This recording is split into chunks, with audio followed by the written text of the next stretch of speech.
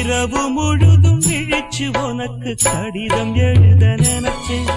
விடிஞ்ச போது எழுத வந்ததில் பாதிதானே முடிச்சேன்.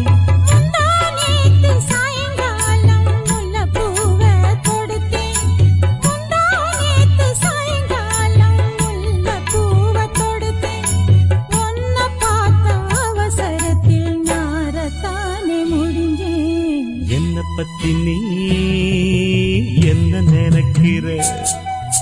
என்ன பத்தி நீ என்ன நினைக்கிற?